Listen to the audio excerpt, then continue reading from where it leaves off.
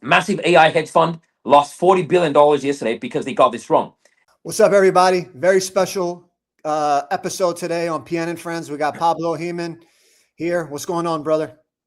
Hey, man, just nice to see you again, Nima. Nice to see everyone. Have you seen this crazy Federal Reserve chairman that Trump has appointed? I mean, Wow. I know you guys are all pro-Trump and MAGA, but do you guys smell something wrong with this guy, or is it just the rest of us? Yeah, I mean it's especially with the link of how he got in there, right? I mean, what do you think? I mean, the Fed held rates pretty steady, but didn't offer any guidance. What's your thoughts on that? Let's just Okay, jump so in. first of all, I want to be absolutely clear. I'm not anti-MAGA. I'm not a Democrat, not pro-Kamala or Biden or whoever. Uh, I just call it a spade a spade. Do you remember the very first live we did on this with you in this format about 2 months ago? We were talking about Kevin Warsh before he got in, and I said this guy is going to be Trump's stooge. Did I not call that? You Yeah, remember that conversation, right? yeah. I And remember. I even looked up his father-in-law, and I said, this is problematic, you know. So look, the whole market, right, is predicting that he's gonna hike rates, 3 hikes by the end of the year. When he first came in 2 meetings ago, the market said 3 hikes, 3 more hikes, and the market doesn't mess around because this is like, it's kind of like gambling. It's almost exactly like gambling because there's a lot of money wagering on whether he's going to hike, he's going to keep rates on hold, or cut. Mostly it's on hold or hike rates. And people literally lose billions. Like someone lost 40 billion yesterday. We can talk about that a little bit later. Massive AI hedge fund lost $40 billion yesterday because they got this wrong. And I kept on saying, I said, look, I cannot see how this guy is going to hike rates into a midterm election since this guy was nominated by Trump. Everyone's like, oh no, but the Federal Reserve is independent. Federal Reserve is independent. They're going to hike rates. He kept on saying 2% inflation, 2% inflation. We got to protect, every American from with a 2% inflation goal. He sounded so hawkish. I was like, just watch. He's not going to hike rates because and do you remember this, Nima? The very first conversation we had in this interview format, you were asking me, how did you know this? Do you have any evidence? I said, I can show you this, I can show you that. I showed you his father-in-law was a rich billionaire who was the uh, like a lifelong buddy of Trump's, and they all went to Wharton at UPenn together. And I said, I can prove it to you mathematically, right? Of all the people he could have chosen for this job, this Kevin Warsh guy is not even in the top 10, not in the top 20. He's probably not even in the top 50, but he got chosen. Like you could even argue that he's a 100 to 1 rank outsider. Of all those people, he chose someone who's very close to him in his circles, his best friend's son-in-law, right? And are you telling me mathematically, probabilistically, if you understand anything about statistics, about probability, that that's not a stooge? When especially, especially Trump's not like any other president. In a way, the reason why I think MAGA voters like him is because he's honest. In a way, he's honest because he tells you exactly what's happening, right? He can't help it. He told you guys beforehand. He said, Jerome Powell, I'm not happy with him. He needs to cut rates. He needs to cut rates. I'm going to fire this guy. This guy's terrible. Going to cut rates. A Fed chairman doesn't go in for 4 years. A Fed chairman goes in and stays for 11 years. That's what Jerome Powell's term was, 11 years.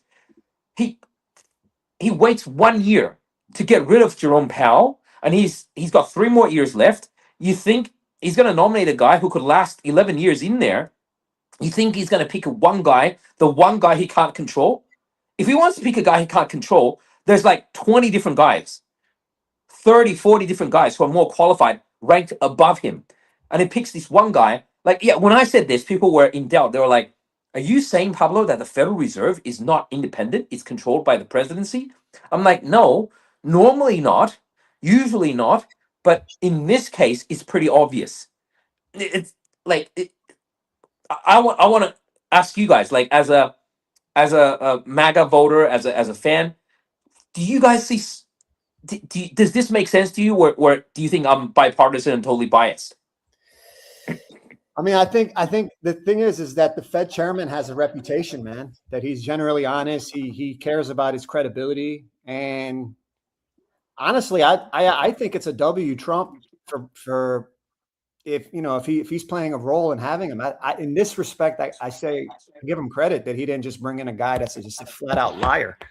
Um, I mean, why did you think the Fed decision that's coming up? Do you think the Fed decision coming up in general? Do you think it's predictable as a trader? I think so. I think so. Because here's the thing: the people who are betting, Yeah, there is an interest rate instrument called the Fed funds rate. It's literally something you can trade on the CME, Chicago Mercantile Exchange. And it's the one instrument that the market looks at to predict where interest rates are going. On top of that, you also have the 2-year, US 2-year bills. yeah. You have the 5-year notes, 10-year notes, and the 30-year bonds. All of those, futures or not, are instruments you could trade to express your view on whether interest rate cuts or hikes are coming or interest rates are going to be on hold. Even stocks, even Bitcoin and gold, they move as soon as the decision is announced. There's literally like 300, $400 billion betting on this every time. And this time we can see from the data, a lot of people that were betting a 38%, almost 40% chance that there was going to be a rate hike. So it was like 60, almost 60-40, right? This used to never happen under Jerome Powell. By the way, Jerome Powell was also nominated by Trump, was also a Fed chairman nominated by Trump. Right. But I would say the first time during Trump's first term, the problem is in Trump's first term, he was a real estate developer. He wasn't a politician, so he didn't understand enough politics that you needed.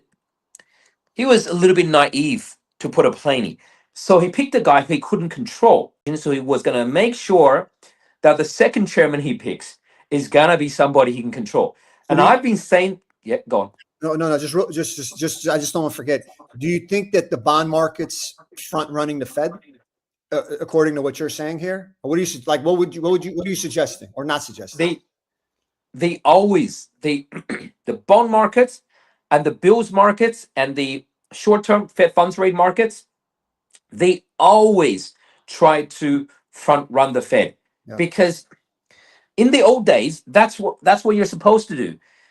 The central bank, I'm not saying this is right or wrong. right. I'm not saying this part. I'll be honest. I'll call a spade a spade. This part of what Kevin Warsh is doing is probably the right thing. It may not even be bad. Here's the problem: the the when he announced they're not going to hike rates on Wednesday, what happened was the 20 the Fed funds rate snapped right back down, right? No rate hike. The 2-year interest rates yield snap right back. But interestingly, US 30-year bond yields hit a 19-year high. 19-year high. Paul, real quick, just for people who don't have finance experience, Yeah. why do you worked in an investment bank? Why do professionals even look at these 2-year yields? Just for someone who's new to trading. Because the 30-year yield, basically the 2-year yield, the 30-year yield, and the 10-year yield, they basically are the market's prediction of where rates are going to be for the next 30 years, 10 years, or 2 years on average. Yeah. It's a little bit like this. It's kind of like saying And also you and also what is the market already pricing for people who okay, just so they get a just for the because we have some beginners that look at our okay, content, so let me let me please. show you. I'm going to try this. Thank you for letting us look. You guys are getting Okay. to see what my partner, former investment banker, Pablo Heman. For those of you that are listening on the podcast, if you look at the video on YouTube, you'll get to see a graph that he's sharing on his computer. By the way, all of you can join our trading community. We have one of the largest trading communities. Pablo and I co-founded in 2021 for more than 5 years. We never did one crypto pump and dump. We never did one NFT. We kept it good. We kept it member focused. do what's best for our members. The link's in our profile. Go ahead. Sorry about that, Pablo.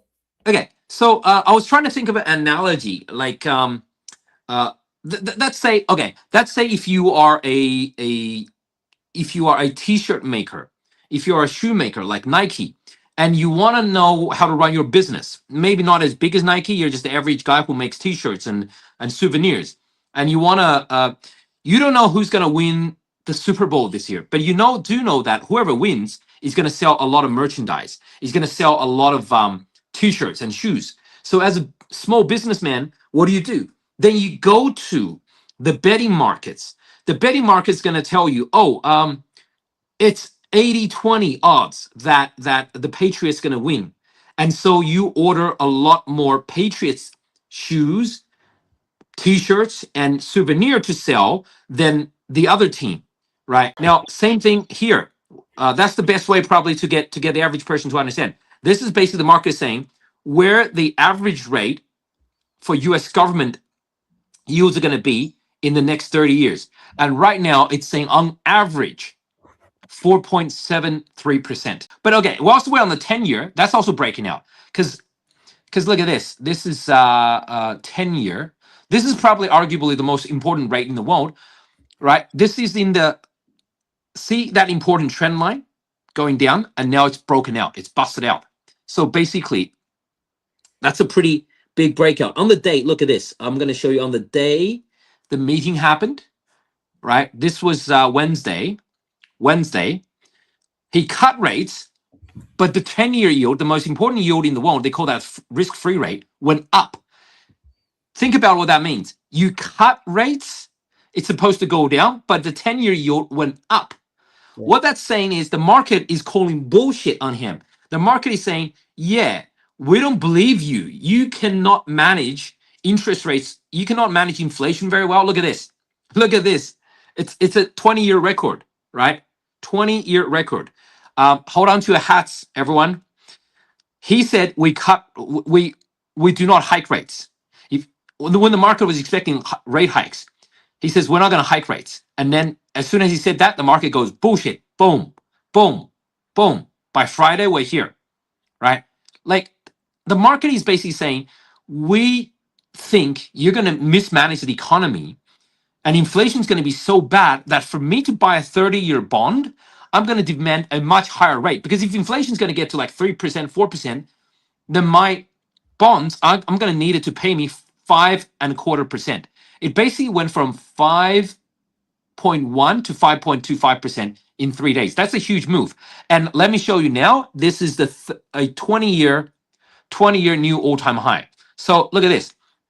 This is where we are now, right? Compared to here, which is that's 2006, 2007. It's almost it's 19 and a half years, almost a 20-year record. It's just pretty insane what's happening.